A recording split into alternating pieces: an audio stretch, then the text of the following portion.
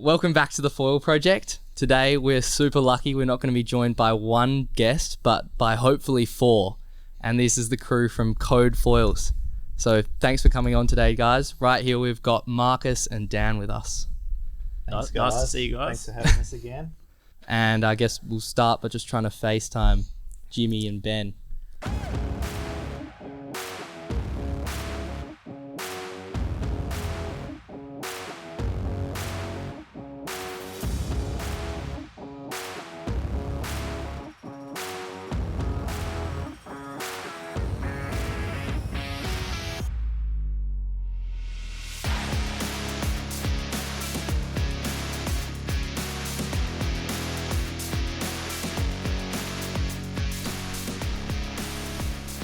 I can hear you guys. Oh, yeah, we can hear him now. Sweet. Sick. It's like This is so sick. It's like when cavemen find fire, That's you know? insane. Sweet. All right, Max, why don't you kick us off? We'll All right. Well, read it yeah. at number So many two. places to start. Too many places to start. I guess. Going back to the very start, how did you guys all first meet? Would you say? Like, I know obviously the Tardrews are brothers, but how would you say the Code team sort of formed? I don't know what year it was, but I started designing some race boards for another company, not Sunova. And another mate of ours ordered one to do Molokai, which is coincidentally probably a big part of what we're going to talk about today. Yeah. But me sure. and Jimmy have been doing that race for a while.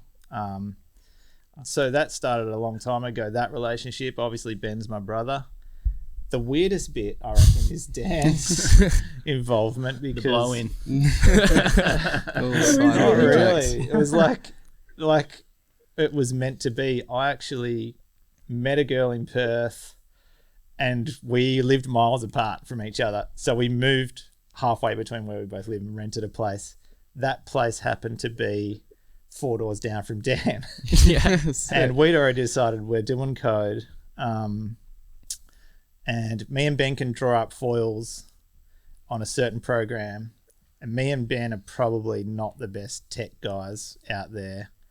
Turns out none of us are compared to Dan. And Dan's like, oh, I'm pretty good with CAD, maybe I could help. So when me and Ben design it, it's this wing, but, then Dan makes this in the socket and all this bit happen. He does all the fancy looking stuff. And yeah, so he had a bit of a play with it. And I sort of said to the guys, this guy will be a massive part of the company. We should offer him to be involved as, rather than just ask him to do a favor and do some blends here and there. And now he's probably the busiest guy in the blending. But I don't know. That's my perspective of the story. I probably Yeah. yeah. I mean, the good thing was I had a little spare section in my garage. And with FaceTime and everything, it's been awesome because we've obviously James got on a little bit, after, but we've been all communicating. And then we had in my shed, we set up the CNC machine. Marcus is 4 doors down. So we'd be in the kitchen late working on blends and how things all go together. And then the next day, we'd just start the CNC machine up and Marcus would either be in there while I was at work or I'd come home for lunch and, it was like just constantly working on it. Yeah. It was really good. It kind of worked. Yeah. Yeah, that was the biggest part of the beginning of Code Foils, I guess. Unfortunately, with these guys being on the other side of the country, we bought a CNC machine, having never used a CNC machine, and we built it and kind of were just winging it, like, how do we use this thing? Little shout out to Crisp, who everyone would know from making tails in WA and all around the world. He sells them. Yeah. He actually come around and helped us out, and he was really cool. He helped us figure out how to use this machine. There's a lot of little tricks to using a CNC. But yeah, we were just cutting tails, fuselages, just cutting random stuff out of G10 for a solid year. And then we finally took the dive into getting something made out of the factory Yeah. and bolting it all together and using it. But yeah, it was a long journey. It was really just really cool. It kind of, to me, felt like it was meant to be, because yeah, I think one of the best things was, after everything and all the communication, Ben took a GoPro on his first downwinder with it, and if you can dig it up on socials or whatever, it's worth watching, because it's just like all that hard work coming together under someone else's feet. Yeah, that's awesome. And he was just ecstatic, and yeah, it's really nice. First code test run on the East Coast. About 10 knots. See how it goes. Alright. Paddle up went a lot easier than expected. About 3 strokes. Now, there's my first K downwind. My new baby. Ben, was that the first time you got to ride a code foil? I don't think so, but it was the first time I downwinded one. Yeah. It was just a coincidence that I had a GoPro for the day, because I don't even own a GoPro. Yeah. Thought I'll take it out and talk to myself.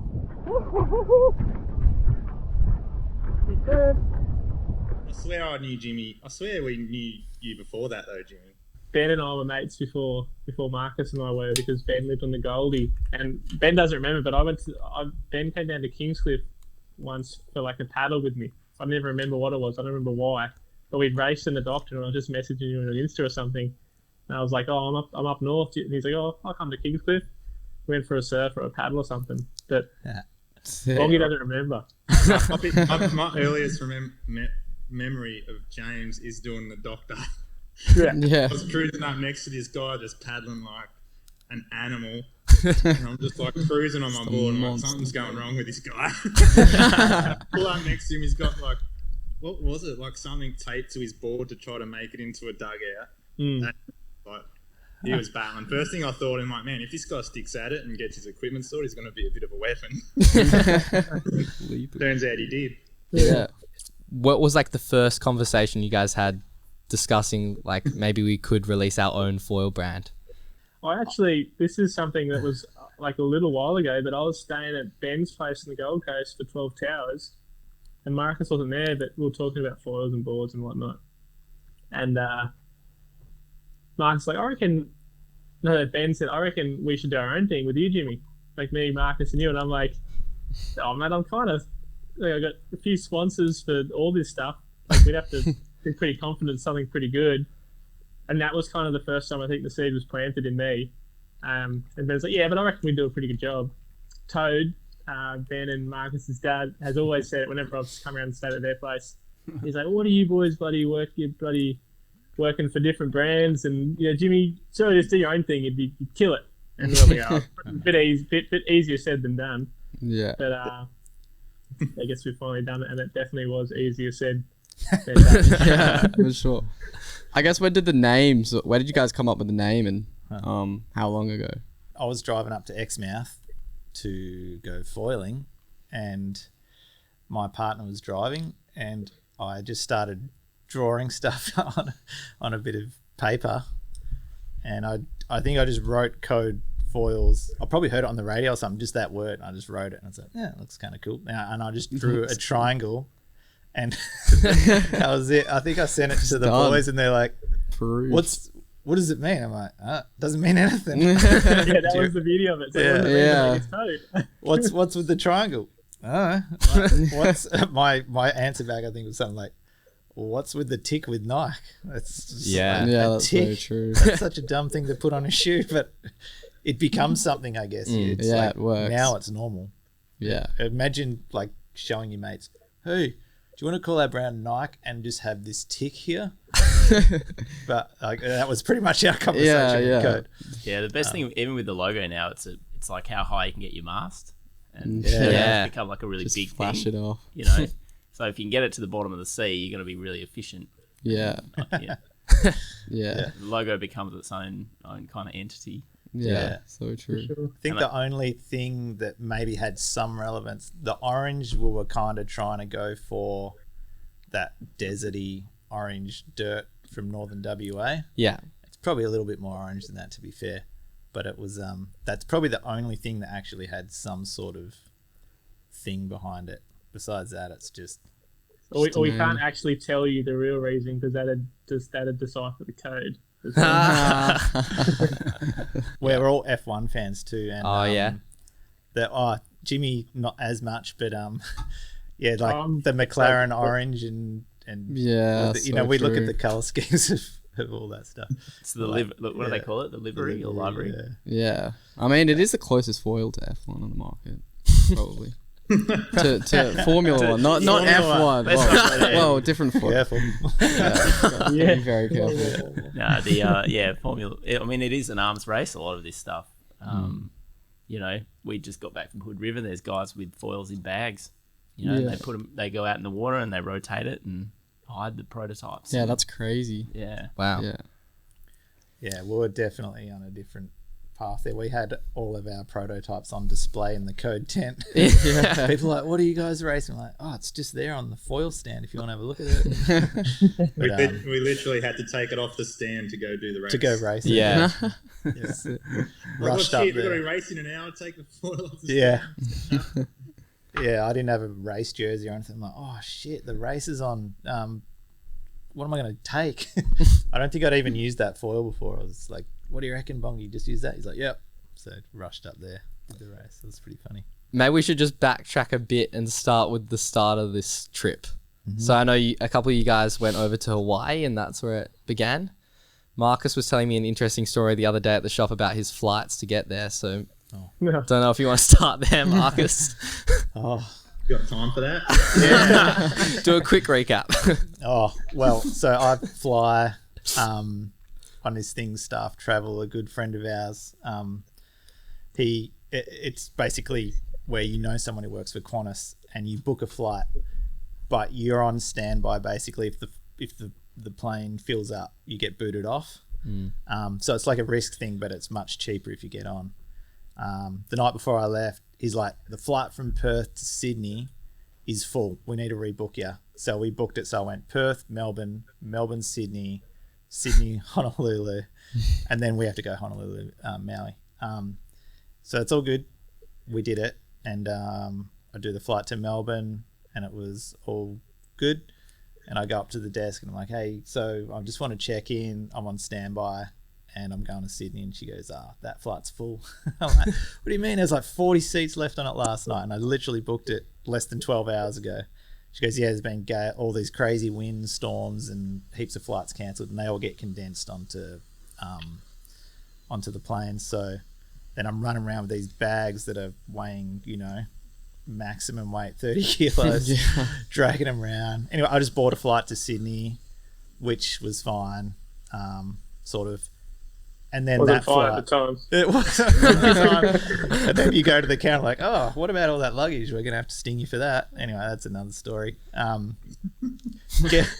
I'm finally at the gate, all good. I got hours to spare. I'm gonna get there on time. And so I get to the gate, and an announcement comes up. Yeah, your flight's been delayed. I'm like, that's okay. Still got a good hour and a half or something up my sleeve. Another announcement, your flight's delayed again. I'm like, okay, it's getting pretty tight. Get on the plane. Then the guy comes over saying, yeah, we need to add fuel to the plane, so we're just waiting for the fuel truck, and the fuel truck comes. It takes a long time to fuel a plane, as it turns out.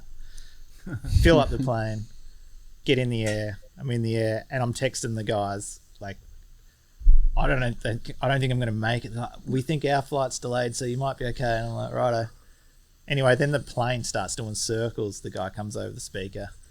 Yeah, we're doing circles. We can't land. We don't have a spot to land. I'm just like, you're kidding me. Anyway, finally land. Of course, my luggage is the last to come out because it's ridiculous. And rush out, get in the cab, get to the international departure or the international section. Guy drops me miles away, trying to run with the bags. Anyway, I got on, and when I got to the other side of the gate, where you check in, you get your carry-on checked, and then you're in. And I just look up, and Ben was. I'm going to call Ben Bongi a lot, so that's who I'm talking about, my brother. Bongi's just there, and I'm like, I won't say what I said. But it was just like the biggest relief. But it was a pretty average start to the trip. Yeah. But it was also really cool. Like when I got in the lounge and Jimmy and his family were there and Ben was there, and we're like, oh yes, we're going. We made it. Yeah. Pretty successful trip by the sounds of it. I guess just going to the starting race, what M2M was it, or M2? Yeah. I'll let these guys talk, but firstly, the first thing that most people mix up, they just talk about Molokai and you say M2M and they think it's the same thing. M2M is Maui to Molokai. Yeah. So, and then M2O is Molokai to Oahu. So you kind of going from one island to another. So how did you guys find the race? Oh, we'd probably even talk about the practice runs we did, Okay. because we got to Maui and we literally had just got a bunch of foils delivered, and we can talk about our foils, can't we, boys? The R series, We've so got the them R here on the series was table. delivered. I can't see him. Yeah, you guys can't see the other half of the room. So Yeah, sorry. But yeah, we had the R series, and we basically we'd had them for a little while, like probably a month, but we hadn't had the conditions that we could really test them. Like on the East Coast, or at least in Sydney, we hadn't had any ocean downwinders for literally probably 6 weeks. Wow. So I hadn't, like, all the downwind runs I'd done had been on big, sort of slower foils. So while it was time on foil, it wasn't any good for testing what was possible in, Hawaiian waters. And before we went, like 4 years ago when we were in Hawaii, every foil you used in the Molokai run, you're getting just maxed out. So we thought, like, for the racing in Hawaii, we're going to need some pretty small ones and then some sort of bigger ones for the lighter days. Turns out the first couple of days we were using the smaller ones, and the more we tested, the more we realised that there wasn't that much difference between them for our skill set anyway, but the bigger ones just made it easier, and you were gliding better between the bumps. So we did a lot of Molokai runs, and before, like, we were doing 2 runs a day minimum, and trying a different setup, different tails, all this stuff to try to dial in our setup for the Maui to Molokai. And lucky enough, the conditions were really good, so we got plenty of testing done. But my testing didn't finish until like 3 days or 2 days before Molokai to Oahu. So literally another 3 weeks? 3 weeks of testing to find the perfect setup. Yeah. And, but yeah, for Maui to Molokai, we had the local crew were calling it pretty light conditions, Yeah. which was pretty funny to us because we're like, oh really? Exactly. For us, it was kind of like it was above average, the whole way, but the last bit was a little bit lighter. Yeah. But we only all used the 770R, didn't we? That's what we all sort of Yeah. and I was using a smaller tail, and the boys are using the 150 AR tail, I'm pretty sure. And I don't know, we all had actually the start was a bit of a shit show, to be fair. So they had the briefing and everything, so they all paddle out, and we start at 10. So we all start paddling out, and a few people started paddling out a fair bit earlier. Some people started paddling out a bit later. And we're sort of paddling out, like, where's this start line going to be? We keep paddling out, and there's just like people like a kilometre, and they're still paddling like hard out towards Molokai. We're like, what the hell is going on here? Yeah. That's crazy. And I remember looking across, and it was actually next to Oscar. And actually, I was next to Kai, and then Kai jumped on his boat and got taken all the way out to the end because he had an escort. And I'm like, I said to Oscar, I'm like, mate, we need to be out there. We need to be out there quick. He's like, you reckon? I'm like, yeah, I'm going to get up on foil, and I pump out, like, way out towards, like, where Kai was. Yeah. And lucky enough, I did that because about 2 minutes later, the race started, and I think Marcus and Ben, where were you guys when the gun went off? I was right next to Oscar. I wasn't too phased. I was like, it's crowded up there. I'm going to stay here. How far back would you say you were? Me? Yeah. I wasn't back because we were just paddling directly outside to the wind, but the bumps were getting better as you went further out. Yeah. But I was kind of like, there's going to be heaps of boats and wingers. And I also was I go into this weird mindset on race day where I like to be really relaxed and pretend that I'm not even racing. It's probably not the good idea on a start. But I was in way too close, basically. Ben said to me, I'm going to paddle out. I'm like, don't be silly, we got ages. And sure enough, he was definitely right. Because But yeah, and then I didn't but get I up for a paddled while. out, and I was in all that boat wash, and I paddled out all the way on my stomach. Yeah. Yeah. And I saw me standing up. I'm like, I should stand up so my legs work. And as I said it, the race started. I stand up and just fell straight in the water. And then I went to stand up and go, and I was paddling onto a bump, and I just got boat wash come from the side and pushed me off. So I had like a couple of swims. Yeah. I think wow. I had like 2 or 3 minutes of I just blew it. I should have just stood up and paddled around so my legs were awake, and I would have been sweet. But Yeah. So how do they start the race? Is it a massive horn that you hear, or a flag drops? What's I the? can't remember. Hey. It was I just it was saw literally everyone go. just like Just it go. was. I was like on like high alert because I knew that I didn't want to have a bad start, and I've been at too many sort of SUP races where they just go, and it was sort of the way it had all progressed when we all hit the water. It was just like, okay, this is going to be, all fend for yourself kind of thing, and just be ready when the gun goes. Yeah. So I was standing up from the beginning, paddle out like into the wind. I'm like standing up, and I was just keeping an eye on Kai because I know that Kai wasn't going to miss the start. Yeah. Yeah. So I just literally, when he started, like I remember hearing the horn, but I heard it, and then I looked straight at Kai, and he was paddling, so I got to go.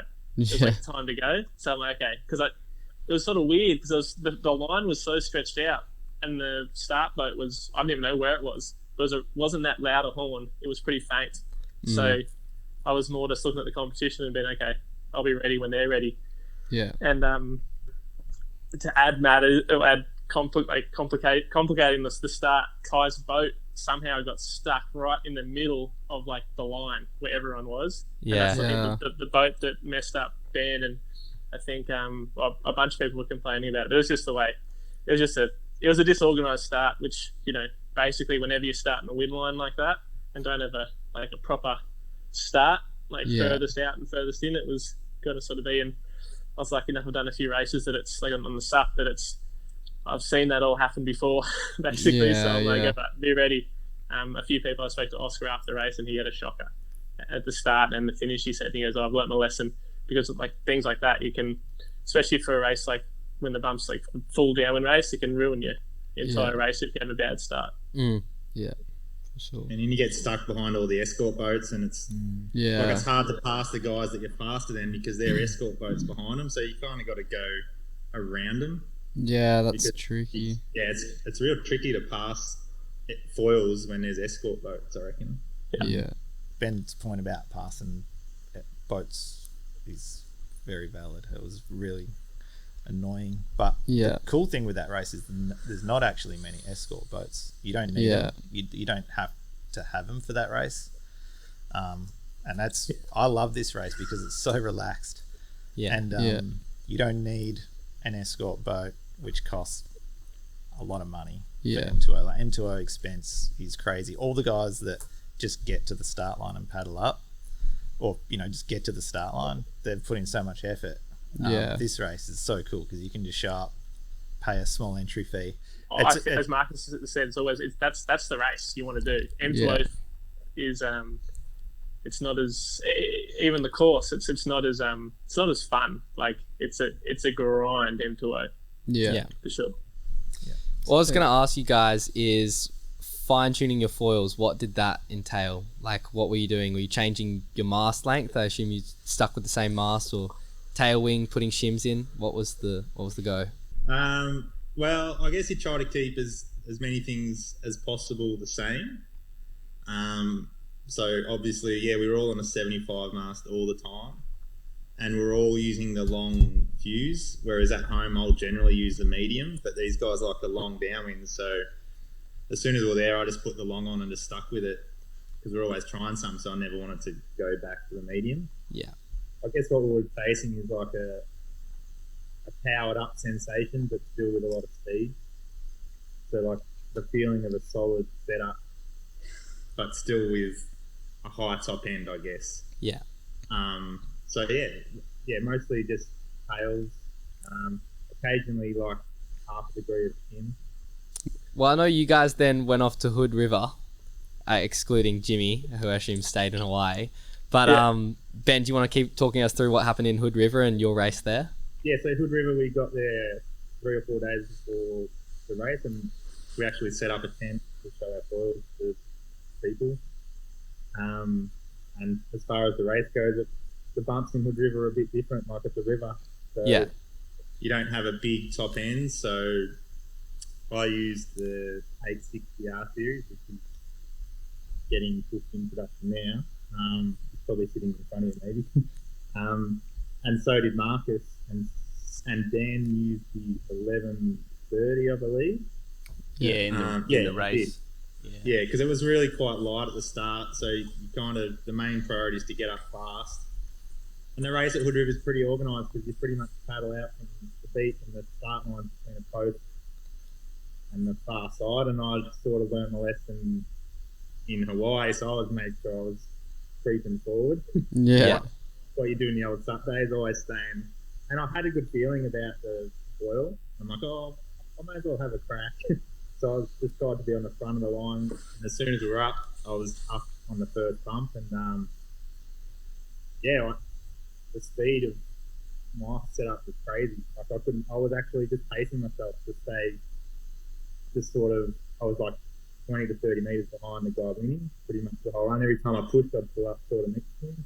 Yeah. And I was just paranoid that my legs had just run out, so I'd just like pace myself and just surf for a bit and just sort of be sitting there. And in hindsight, I probably should have pushed as hard as I could the whole way and just seen what happened. But and then like through all the sections, it was pretty good. And then the last kilometre goes pretty flat again.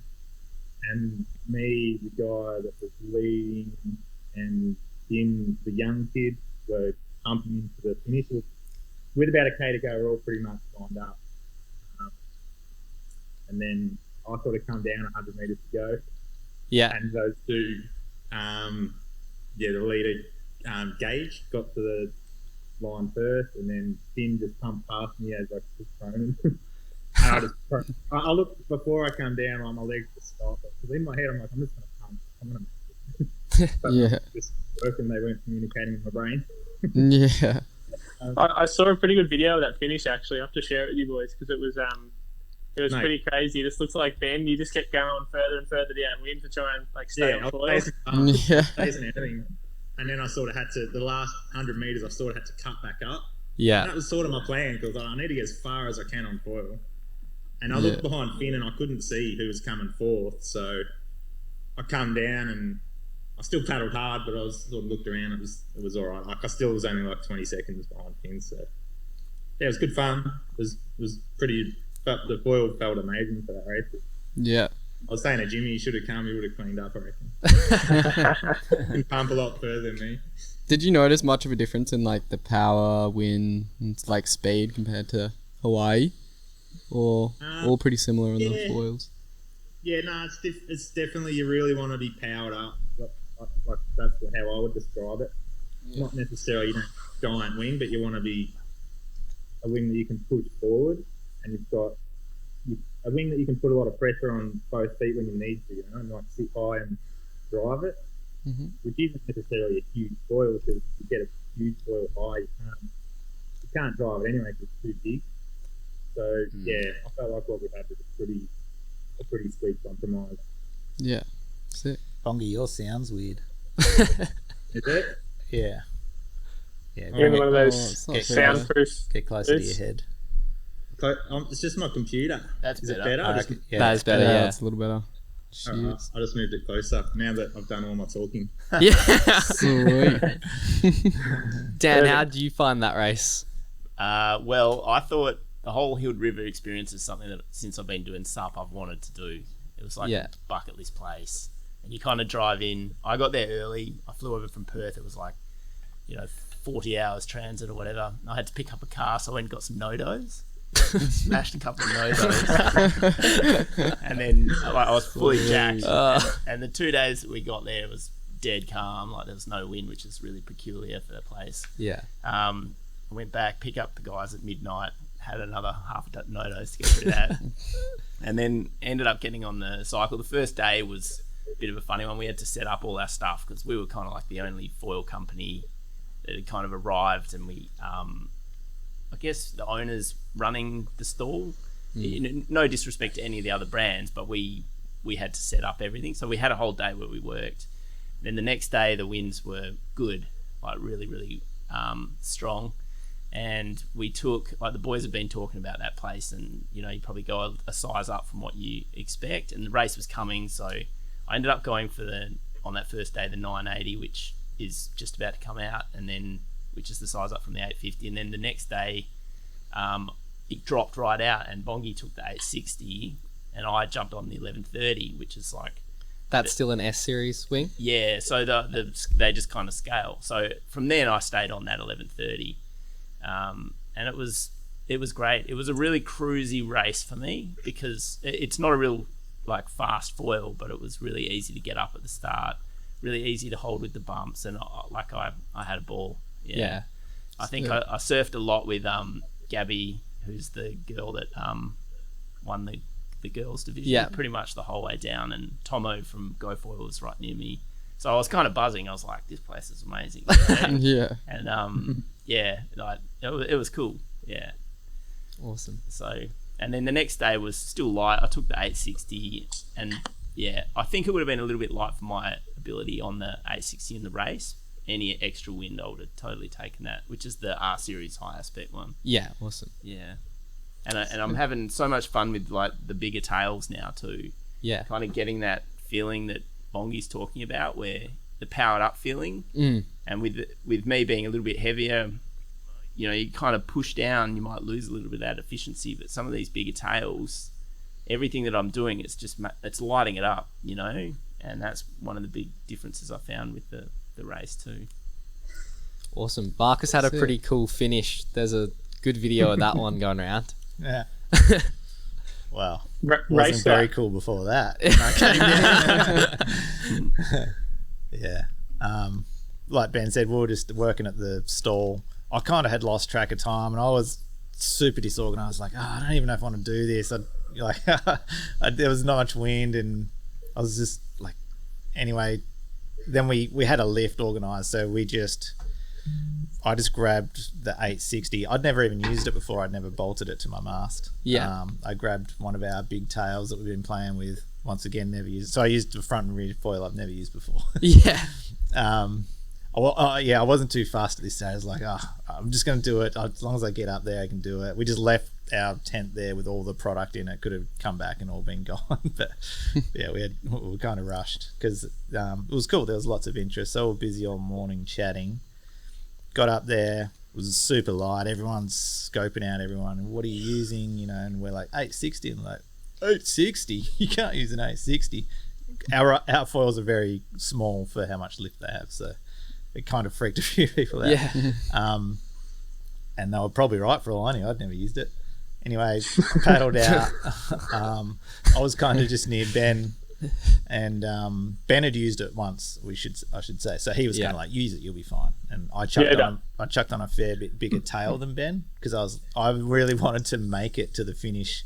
I'm probably a bit less fit than Ben, so I was like, I'll take that into account. Bigger tail. Gun went. I probably took maybe 10 seconds to get up.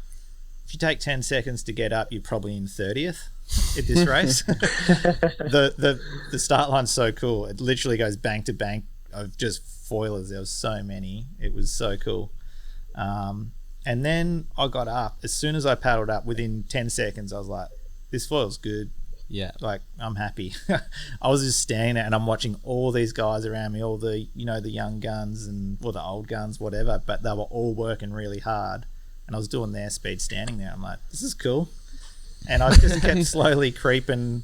I don't know if I was creeping through the fleet or not.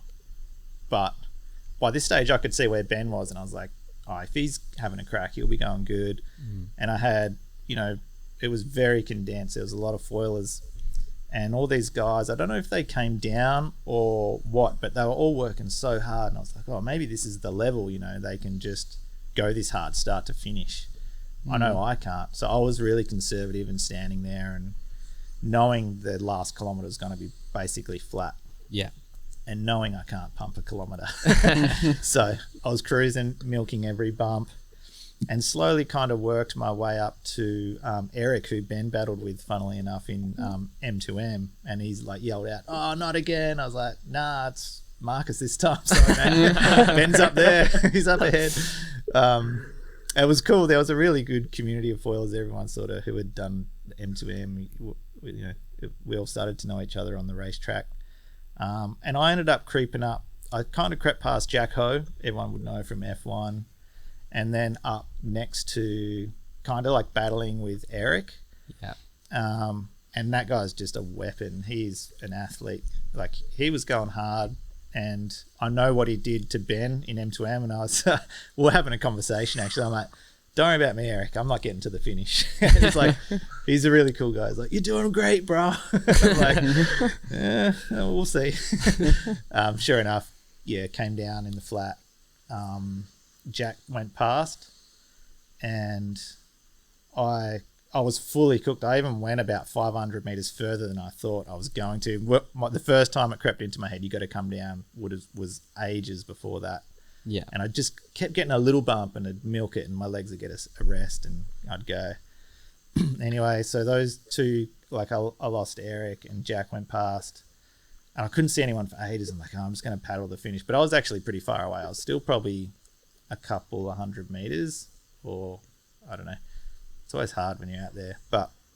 And then I saw John Hagan coming, at East Coast Foiler. He's one of the Go Foil team riders. I was like, oh man, I'm going to lose another spot. And it was flat. So I thought, I'll just stand up, and I was put in a few strokes and just see if the foil feels like it's doing anything. Did a couple of strokes, and I was like, have a crack. Like, even if you kill yourself or whatever, if you don't get up, you don't get up. And I got up, and as soon as it got up, we were like in this pump battle just to the finish. But yeah, the foil got me there first. Out of that, I was probably still a little bit in front of him, but yeah, once I got up and started going, I was like, oh, this is sweet. As long as I get to the finish, I'm good. Awesome. It's a funny clip on Instagram, I think, with the guys filming him, and I come flying in out of the screen. It's like, oh, wow, we got past. But it was cool. I actually finished in pretty much exactly the same scenario in M2M. Like, the level is so cool. You're mixing it with the same guys. So, John literally finished meters behind me, M2M. So yeah, it was funny. Awesome. Yeah, it was good times. Do you guys get nervous before these races? Oh, for me, M2M, I was super relaxed. And then I got in my head for Paddler-Mua, which I raced the boys did Hood River on the Saturday, and then I did Paddler-Mua on Sunday. Yeah. And the night before Paddler-Mua, I got in my head about which foil I wanted to use, because the conditions were a bit light, and the pump in was a bit different to what we're doing for Molokai runs. And I sort of had a bad night's sleep, and then I woke up and I had like funny guts. You know, you get like the nervous, the nervous poos, which is basically the runs. It sucks. They were fun. So I had this, and I, until the day after I raced, I thought it was nerves. Turns out I had like a stomach bug, like a 24-hour bug, and I was just like cooked to from the night before till from the night before Paddler-Mua till the night of Paddler-Mua, my stomach was just like in knots. So I got super nervous, and I thought it might like. So for that race, I got super nervous. So then from Maui to Molokai to Oahu, I didn't as much. Normally, I'm pretty, like Marcus would probably know, I perform pretty well under pressure. So like I sort of, the nerves don't normally get me. But for Paddler-Mua, I was just a mess. But it was this stomach bug that kind of went through our family that my son gave to me, I think, the day before the race. Yeah. Which was, it's a side story. But yeah, normally not. Sweet. How about you, Ben? Not heaps. I'm a bit weird, and it probably sounds real cheesy, but when Marcus is at the same race, I'm always looking to see how he's going. Yeah. Like I always get a bit nervous. I don't know. It's real weird, nervous him. So I'll be like looking around on the start, and like if I'm in front of him, I'm always like, I wonder, like try to look back and stuff. So I don't, not so much. Like probably I used to get a bit nervous, but now now if I'm like at Hood River when I was pumping, I was thinking, I got to pump to the end for the boys, and then I think about my kids and stuff. Like when my legs are just killing, like, they'll be proud of me. Yeah, but I wouldn't get. I don't know. It's like you get a bit nervous just from all the other people, I reckon. Yeah. And I'm always I'm always curious to know where Marcus is if we're doing the same race. But yeah, that's about it. Yeah. Marcus? Nah, not at all. Not Nah, enough. I guess that. Yeah. yeah, I story probably need to sums take up. it more serious. Really, my goal I love racing and getting everything out of myself. I don't really go there to compete against anyone else. Yeah. And it's just something I've learnt because I'm a bit of a dickhead when I'm a competitive person. So I don't want to be a dickhead.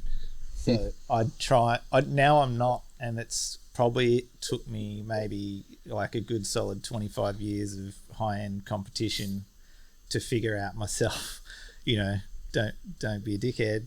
And my way of doing that is just realizing that you're doing it for fun. Yeah. I'm not gonna win. I know I'm not gonna win, and I could probably do better if I took it more seriously. But I get to the end, and I've always had fun. I've never had more fun racing than I have probably in the last 5 years, I reckon, because I've purely done it for fun. I don't go, oh damn, I beat that guy last time. I should have beaten him. I always, like Ben, I always wonder where Ben is quite often. Hood River was cool because I saw him get up and he was right at the front. I was like, oh, he's going to have a crack. Like, he's going to be going good. Yeah. And yeah, as soon as I get to the finish, I'm like, where did Ben come? Where did Jimmy come? How's Dan going? How did Dan go? Where is everyone? It's such a big... Ocean racings are funny because you don't see anyone when you get to the end, especially the big like channel crossings and stuff. Yeah, that's a buzz. Like, because I came up the beach and I was like, every foil race you finish, you're just like, amazing. Yeah.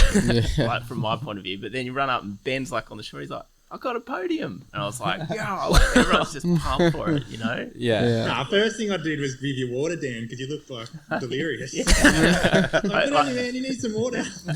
The funny thing is, though, like in that last section of the race, just being like a punter, not a professional racer or anything, is like that last K is like, it's effectively flat water. Yeah. Yeah. So to come up the beach, I was quivering a bit. Yeah. Bongi helped me. I guess maybe we should move on to the Molokai to Oahu then and hear Jimmy's story about that and how it all went down. Yeah. I mentioned before, like, I was tuning gear until literally, like, probably my last run. Let's back up. So I did paddle Maui, used the 770R, and that got me a win, essentially, a win in brackets, because Edo, who didn't register because the race was full, he beat everyone. Yeah. Which is sort of strange. But anyway, my foil was on the pace for that race, and but I'd done a bunch of testing. What I found was using our foils, the way they scale, you don't lose much in your top end for the bumps that were in Hawaii anyway, but you gain the benefit of being able to paddle up in messy, flatter water conditions and headwind, which the Molokai to Oahu was like so important because the start was pretty much flat. I'd say it was actually probably flatter than Hood River from what I saw, like flatter than the end of Hood River at the start because we're 200 meters off the beach and the wind was only probably 15 knots. So we had like 4 Ks of like pretty much pumping over bumps. And then the finish, it was like headwind with a tiny little bit of swell running in with it. So I sort of knew this from the SUP racing days, and I was kind of thinking, look, there's obviously 40 Ks in the middle that are like decent, or even 45 Ks in the middle that are good bumps.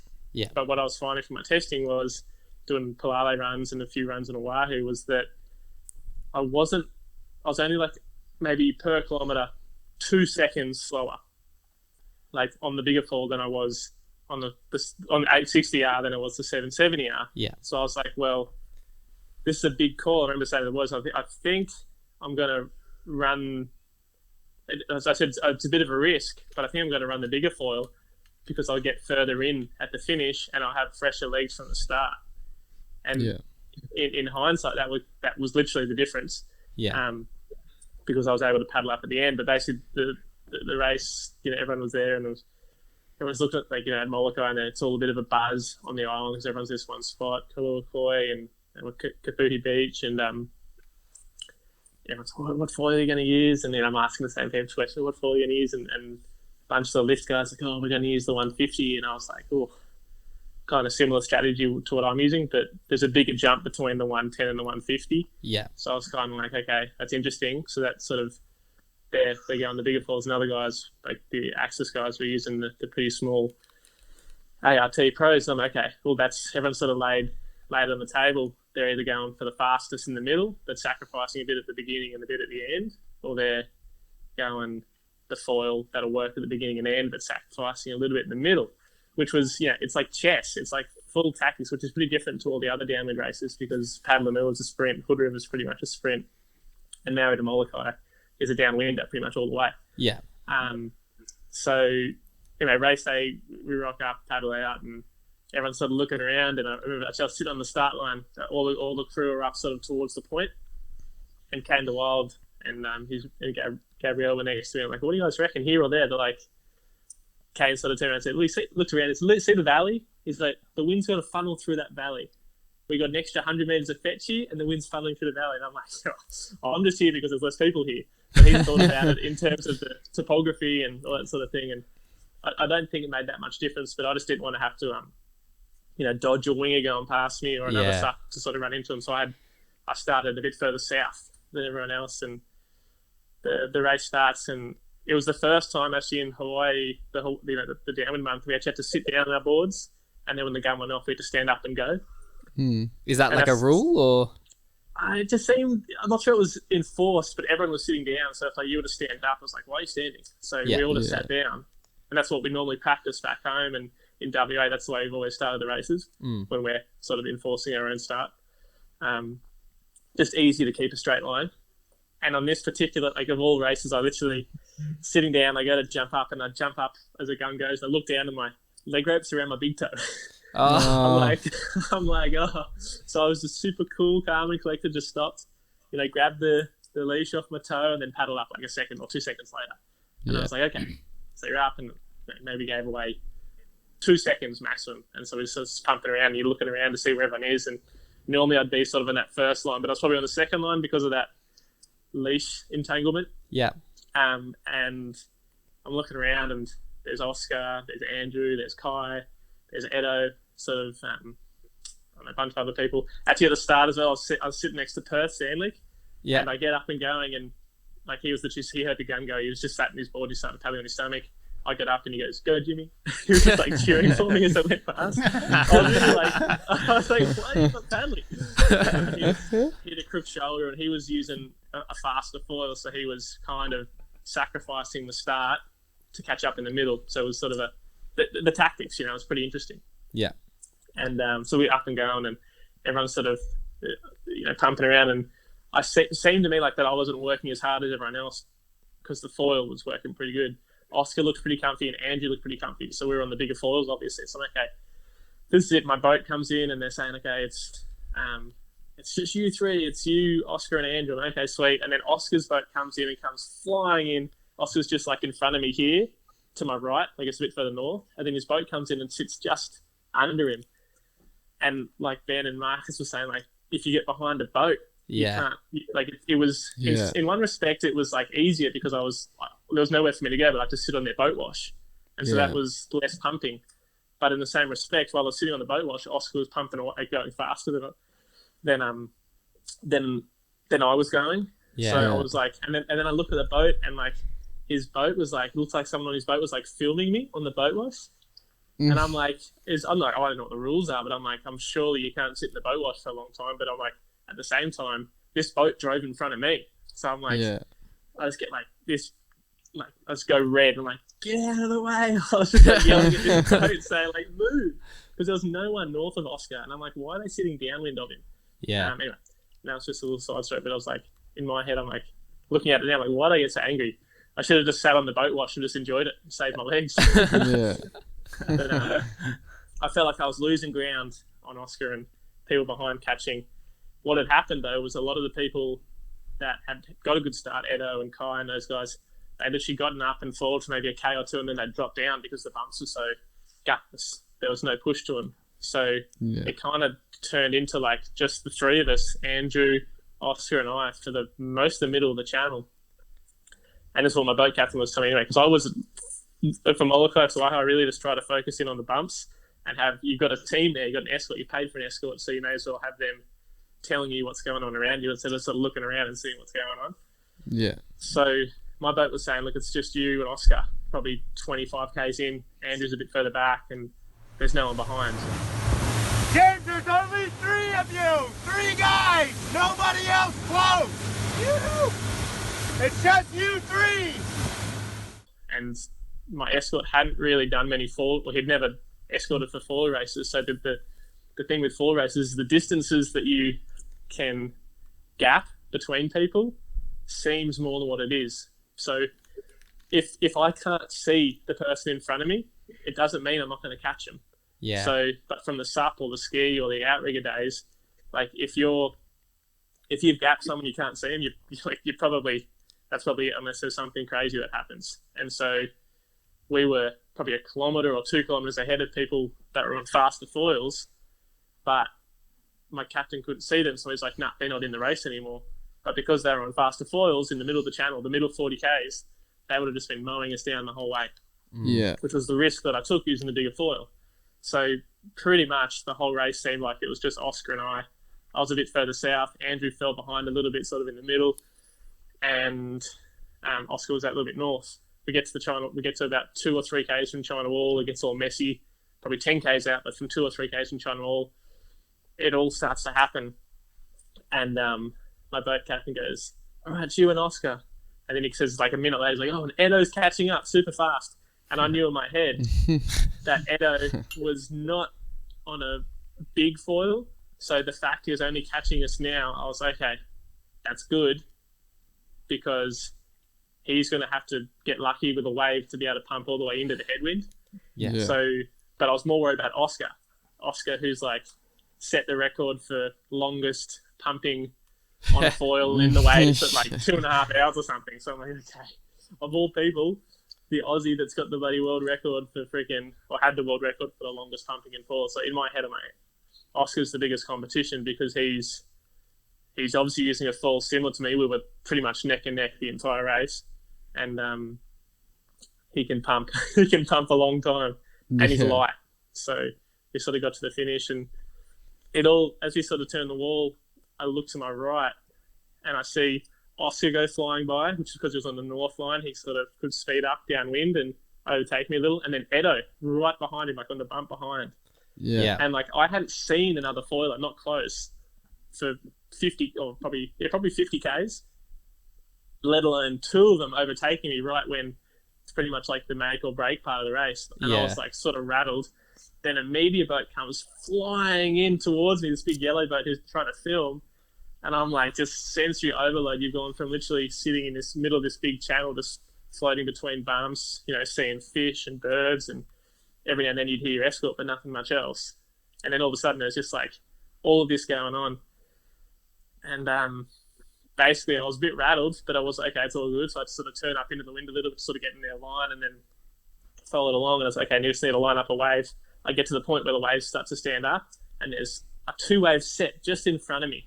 And I'm like, oh, if I can get onto that second wave, I might be able to catch up to the guys in front. 1 stroke, sweet. 2nd stroke, backwash hits me, or a boat wash or something hits me. I lean onto my toe side, paddle goes deeper, hit my foil with my paddle. Yeah. Oh. And I was like, and you have like that sort of wobble, and like, oh, and I like took another stroke and almost got my speed up again, but basically just had the angle of attack no good and just stalled just at the point where like you kind of don't want to fall off.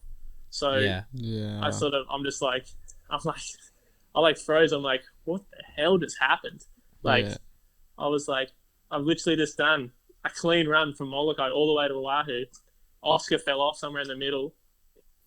And yeah, anyway, I come off here and I'm like, man, I don't know what to do now. Like, because I'd done the finish of that run twice, and I'd never come off foil, like ever. Yeah. Well, actually, not in that section. And I'm like, can I even get up on foil here? So I stand up and I start paddling just to sort of figure out what's going on, and just sort of follow the bumps. And I'm following the bumps, and the finish is here, and I'm paddling, and I sort of paddle, and I sort of going along. I'm like, and the bumps and everything is running that direction. I've got 50 Ks in my legs. My back leg had started cramping from about, 35, 36 Ks when I felt my back leg starting to go. Yeah. And I was like, all right, I need a bump. I'm not flat water starting in this stuff. So I just sort of lie on my stomach and I just paddle in towards China Wall. And then there's all these people on the wall just like cheering, like, Aussie, Aussie, Aussie, and just saying, come on, Jimmy, you can do it, and all this sort of stuff. Go, James! Go, James! Come on! Yeah, you got and I'm like sort of just trying to block it out and just trying to problem solve. I sort of there's the swells sort of run up against the wall and then sort of drop down, and there's a little bit of a rise, and that little bit of a rise can be enough to get you going even with a bit of a headwind. So I sort of stand up and I'm like, hey, I've got to go. Looked out, there was no sets coming. Like I was going to find a bump, paddle up, get up on foil. I'm like, okay, race is back on track. You! Yeah! Go, buddy! Yoo-hoo! Go, James! Yoo-hoo! And every time I'd done that run, or the 2 times before, earlier that week, I'd done that run, I'd pretty much gotten from there all the way into there's China Wall, Pillars, Seconds, and then the channel. And every time I'd gotten basically to the channel. Yeah. And so I get up and I'm okay, to the channel. Let's go. Gonna get my race back on track. Paddling, pumping, sort of straightening up to try to find a bit of a wave at Pillars. Nothing. It's completely flat. Paddle, pump, and look around and looking behind me, nothing there. Sort of go with the wind, and then I just stop. I'm like, man, my legs aren't working. I was like, it's just, I've done this run twice, but I've done it with 5Ks in the legs, not 50. Yeah. So I sort of look ahead and I can just see Edo, and I can't see Oscar when Oscar's won. So I'm just paddling on my stomach towards Pillars where there's 2 surfers, and I paddle towards the 2 surfers, and I'm like, well, if they're surfing there must be waves breaking. So I paddle in and so look behind me, see a 3-wave set. I'm like, okay, next chance. So I've got another option. I've got another chance. Jump up, start paddling. I let the first one go, let the second one go, and I'm still not quite in the takeoff zone. But this is the last wave of the set, so I'm like, I got to go. Paddling, pumping, get up on this unbroken swell. First thing you feel is the headwind. I'm like, okay, I'm up though. You got a bit of a swell, and I'm sort of sitting on this bump. And I sort of look ahead and I see Edo. I'm like, okay, let's just pick him off first. So I'm pumping along, and I go in through Pillars. My boat, meanwhile, was like, it's super shallow in there. It's super shallow. And I'm like, it's my only chance. I prefer to hit the bottom than have to paddle in. So I'm going along and I cut across and I look across at my shoulder and I see this set is now wrapping into Seconds. And you got to go pretty hard left to sort of get across to Seconds from Pillars. And I managed to link it up with Seconds. And I sort of just like, I blocked everything out at this moment because apparently Kahi and a bunch of the local Hawaiian boys are in their boats and sort of yelling at me, and Edo's there, and I see Oscar. And I'm like, okay, I'm on this wave at Seconds, pumping along, and he's just wide of Seconds, and I'm pumping along, and I look in, and I see Oscar, and I'm like, okay, I just need to get as far as I can, so I ride the wave for as long as I can. I get to the first channel marker where I've gotten to before, the previous 2 times, and I was like, this isn't going to be far enough. I got to get further. So I just sort of, like, literally just, like, grip my teeth. Like my leg is cramping. I'm just, like, paddling, pumping for as long as I can. And I'll probably get, like, another, maybe 100 meters, probably 50 to 100 meters further, like, a good 10 to 12 more pumps than I would have liked to do anyway. Yeah. And I lie down and I just, like, stop and I'm just paddling as fast as I can. In my head, I'm like, oh, is that going to be enough? He's been paddling for a while on his stomach. He's probably going to be able to get up and going. And in my head, I'm like, man, it's not over. It's still a long way to go. My escort's saying, just paddle to the left of the markers. It's the straightest line. So I'm paddling in, and my plan was to try to paddle up again when I get to the inside because the channel kind of goes along and then across. And when it goes across, there's a little bit of side wind. And anyway, I pretty much just paddled on my stomach all the way to the finish. Oscar had tried to get up once or twice and took a few strokes, and he was just broken. He buckled, just went to paddle up and just slipped off the side of his board. There's a video of him trying to get up and it wasn't going to happen. So I was just scratching to the finish line. And when I got, like, I didn't think I had won until like the last 2 strokes. So I crossed the finish line. I looked behind. I just like splashed the water, and I was just like beast mode, just like lost it. Yeah, it was a pretty surreal moment because I honestly didn't think I was going to win Molokai to Oahu on the foil because, you know, Kai Lenny, Edo, Kane, Oscar, Andrew, all these guys that are, you know, living over there and doing the runs every day and train really hard and got a big company behind them that's sort of helping him with foil design and whatnot. And we've literally only launched our first foil a month ago. Yeah. And like we've had literally 1 round of prototypes, and we've just sort of landed on this race swing seems pretty good, but we don't really know. and we're going. We'll be able to test it in Hawaii and see if it's on the pace. But if it is, we'll be production. If it's not, we'll have to sort of go back to the drawing board. Turns out our foils work pretty good. Yeah. and it was good enough to win Molokai to Oahu. And obviously, like, I had to do a bit of the work, but the foil gave me that. Honestly, it gave me the second chance. If I'd used another foil that didn't have the low end, I wouldn't have been able to paddle up twice in the headwind section. And yeah, I got a few swells. But if you look at the video, there's a few live videos getting around of Kahi and Children of the Free World. Like, when I'm pumping at the end there, you can't see a wave. Like, it's literally, I was on a swell, but there's nothing breaking. Like, the foil pumps. So, and the crazy thing was, I was using the same foil that the boys were using in Hood River. Yeah. So the range on this foil, my fastest K in M2O was a 205, and my slowest K was like a 255. So 50-second range is pretty crazy. Wow. But the fact that I was using the same foil as Ben got 3rd and Marcus got 10th in Hood, was it 10th? Around there. 8th. Sorry, mate. Come on. Jeez. Top 10, wasn't it? I heard Marcus was awake on the phone, cheering you on. Or did you say something like that, Marcus? You were up at like 4 a.m. Yeah, just on the line. He's late for school. Oh, I had asked Jimmy's stepmom to message me throughout the race. Yeah. So I set an alarm for 4, knowing it was going to be about halfway through the channel or 3/4. And alarm went off, checked. Heaps of messages from Elizabeth saying basically what Jimmy said, level with those 3. Yeah. And then when they got to the wall, coming into Port Lock there, she just went quiet. And I know she just would have been screaming at Jimmy at the time, because I've been on a boat with her before, and she's relentless in a good way. Yeah, she's really cool. But so I just started looking on Instagram for live feeds and stuff, and I got up out of bed because I couldn't go back to sleep. So I was just thinking about it. Got it in the lounge room, just scrolling through trying to find stuff. Shannon from Access was filming Edo in that flat bit, and the last communication I had was that Jimmy was kind of level first coming into the Port Lock area, like coming into near the wall there area, and then I tune in and Jimmy's in 3rd and he's not foiling, but none of them were foiling. I was like, I wonder what happened. It's just a mystery, Yeah. Yeah, I literally had one bad kilometre the entire race. Happened to be the one that mattered. Yeah. It was funny too, because he's just watching. It's all blurry, and you're just listening to Shannon. He did an awesome job, and he commentated about more than just Edo, like what was going around, what was going on around him. And then he's like, "Oh, Jimmy's up on foil," and then I am losing my everything in the lounge room. I won't re-say the words I was saying, but I was screaming at the phone. I'm like, come on.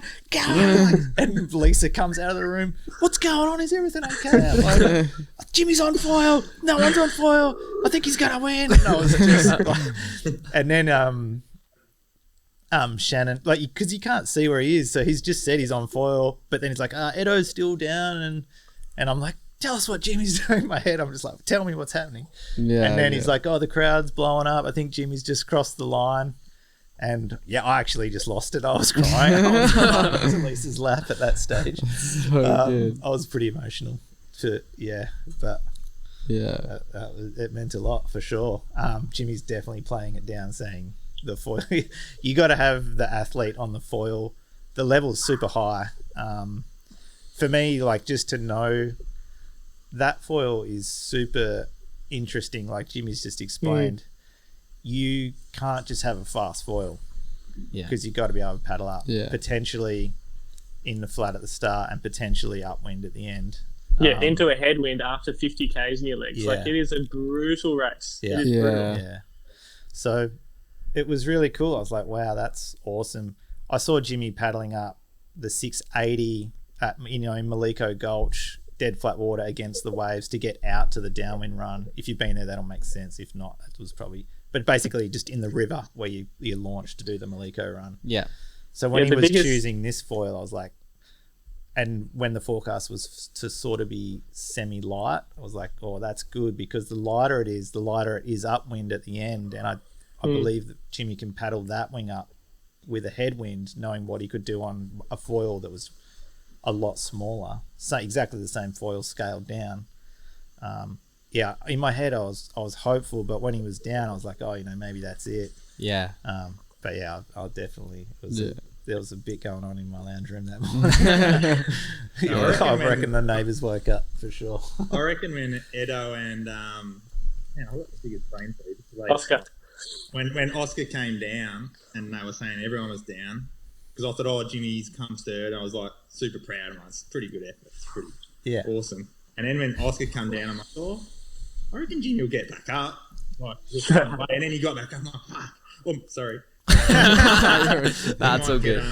He might get back close. And then I tuned. I was doing this. I did exactly what Marcus did.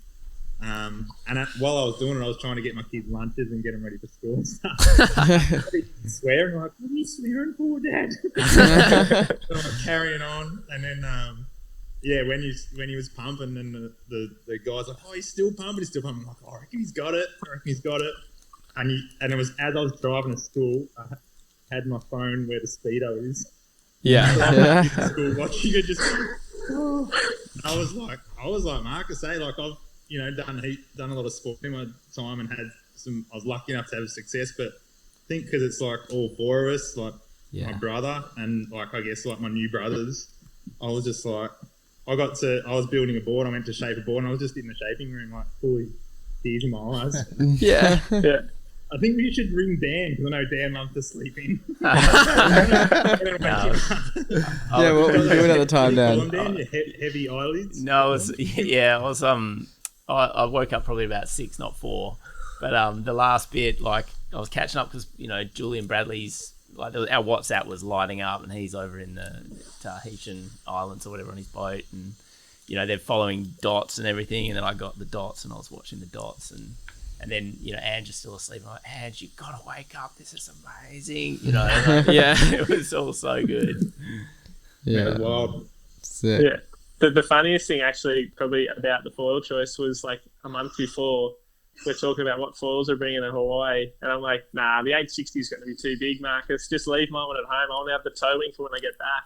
So we have this like 615S that's we're testing at the moment, and I said to Marcus, like, just because there was weight restrictions, we couldn't bring everything. I'm like, nah, mate, the 770 is going to be too big and too slow anyway for M2M. M2M and M2O, I'll probably use the 770. That'll be it. And I literally hadn't used the 860 until you boys went to Hood River, and it was the day after. I think it was the day after Paddle-a-Moor, and like said, I think I did a run with Josh Koo, and I was like, oh, I might just try this other foil, and I did back-to-backs, and like I said, I wasn't losing much speed in the big bumps. I'm like, and I could paddle up in the flat like easy, and like headwind and bumps and whatnot. And I'm like, okay, well maybe I was really wrong about this foil, and maybe this is gonna be my Molokai wing. And sure enough, it was the wing that won me the race, which was unbelievable. Considering I was saying 3 weeks earlier, leave it in Perth. It was like. It was just another little thing that fell into place. Everything so far with code in general has just been fallen into place. Yeah, these samples, crazy. These are just our sample wings before production happens, and they arrived the day before I left to Perth.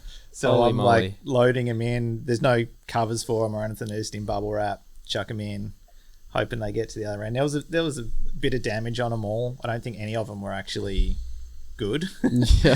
Maybe one of them. We might have left Jimmy with one that was the least damaged. I managed to run it into the rocks there before then. So it was crazy. They showed up and it's like, oh, I'm definitely bringing them. We're going out to downwind. Jimmy's like, bring the tow wing. I want it for when I get home. To say, I'm like, mate, well, we've got a goal in mind here. Come on. What's a famous quote to me, Jimmy? Oh, if I can paddle it up, it's as big as I need, because you paddle up the 770. There could be no wind for 50k. Just get the foil. No, I was off my head.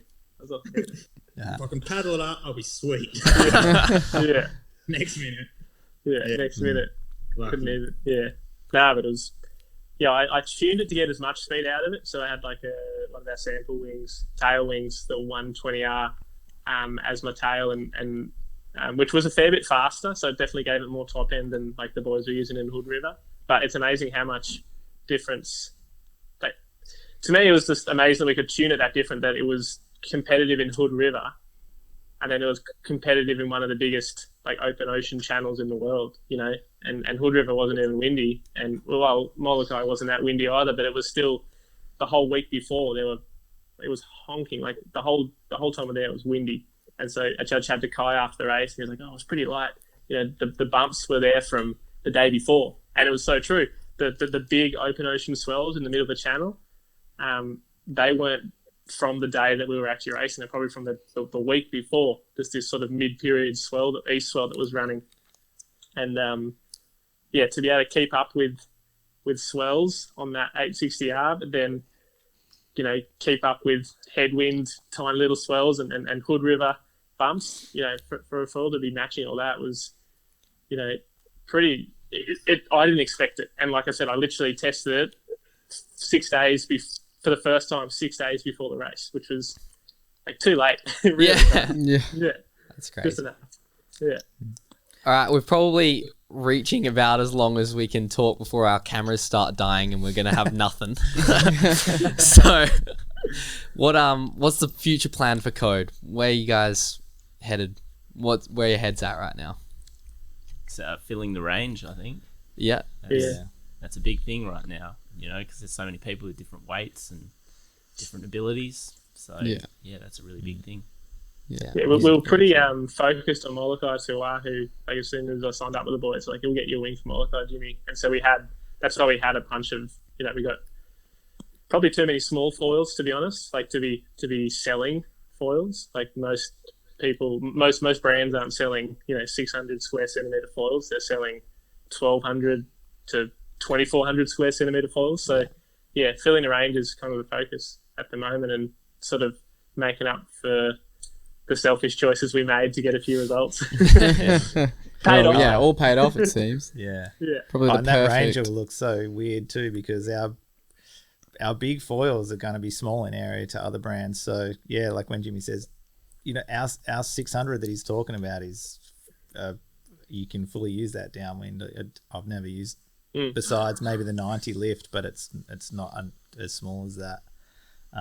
But yeah, it's like they said, we hope to have something right up to the beginner downwind guy by, you know, hopefully middle of summer, sort of January or something potentially. Probably, I think by October we're going to have our 1130S out, which is going to be super easy to use for if you want to learn to wing on. A really big, stable, nice low end. And our 980, which comes out pretty much in a week or two, we've had really good results from that, from like either heavier prone foilers or guys learning. So we're getting there with the range. The S series is really important to us to get that range right out there, and we're going to release the two bigger, well, the wing we're talking about from Molokai, the 860 and the 770 are going to be coming out around when are we October, isn't it? Yeah. Summer. Yeah. So start of summer, Australian summer. So that's cool. And we've got a bunch of other exciting stuff like the special tails and stuff that we used in Hood and Jimmy used at M2O that are all, you know, we're got under our belt, and it's just a matter of getting it all out there. And yeah, it's all happened really quick. We'd like it to happen quicker, but what we've done already is like, it's we're pretty happy with how quickly it's happened. So yeah, well, the range we had in Hawaii, we couldn't really test everything until, like, it took me 3.5 weeks to test everything. You know, so there's so many variables. All right, we've just had one camera die, so just a camera timeout. Might need to wrap it up. Did you guys have any any questions for us? I guess probably not. Nothing as exciting as starting our own foil brand. No, thanks for having us on. Yeah. You guys Yeah. are doing a cool job. Yeah. Yeah, nice to meet you guys. Nice Yeah, to meet you you too, too. man. Hopefully, we'll come over to Perth maybe.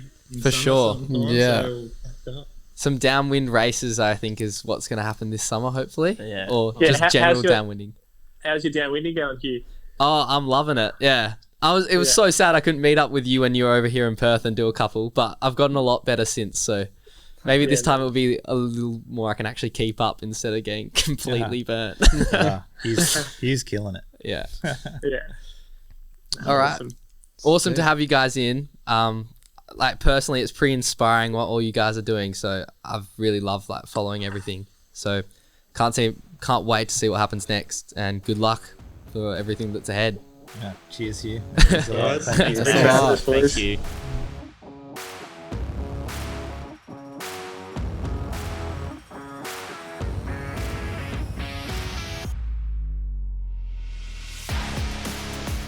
Get all like nervous, isn't it, to join the story? No, I just knocked it out. Like, I haven't heard that from the story. Like, I've heard bits of it. Yeah, it's pretty But that crazy. end, that was like, you guys got the best like recap of that. I was like, Yeah, that's all good. You press record on that one. You know, that red button. It's like, yeah, it's like a fairy tale finish.